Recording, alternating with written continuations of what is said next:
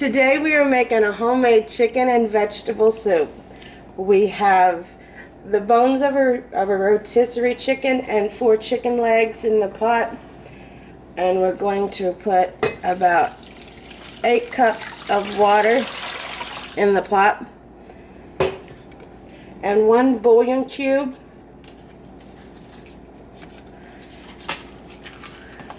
And then we are going to put this complete seasoning in there, and this is going to be the broth for our soup. Put about 3 or 4 tablespoons in there. We're going to turn the stove on to medium and put the lid on and let that broil.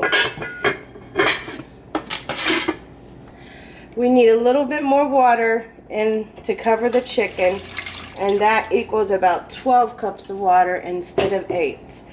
Now we will replace the lid and let it boil.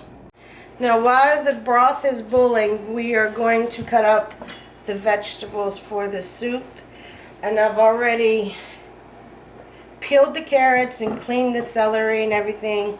And these are the vegetables that we have that's fresh, that we don't want to go bad, so we're just putting them in the soup. We have a green zucchini, a yellow zucchini, celery, carrots, and a half a cabbage.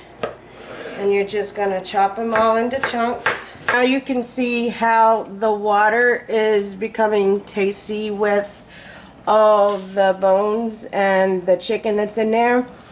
And after it gets a little bit more of the flavor on the water, we will drain all the bones and chicken out, and then we will put our vegetables in the broth. Add a little ground pepper into the broth just to give it a little bit more spice. I did have to add 2 more cups of water.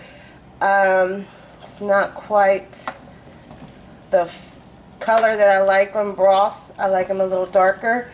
So it'll be another 10 to 15 minutes. Throughout the process of the broth making, you will have to add more water because it does reduce. But the more it reduces and the more water you have to add, the tastier the bone broth will be. But this is just about done. It's been about 30 to 40 minutes. You could go hours if you wanted to, but I just usually go about 45 minutes, and that is how we like it. Now we need to drain the broth. We'll set that aside, and we will pour our chicken into our other bowl, because we will have to let this cool so we can get the meat off of it. Now we need to let that set and cool. And we will pour the broth back into the pot so we can get our vegetables cooking in the broth. Now we're going to slowly put our vegetables in, because if you do it too fast, the hot liquid will splash up on you. And then mix it up.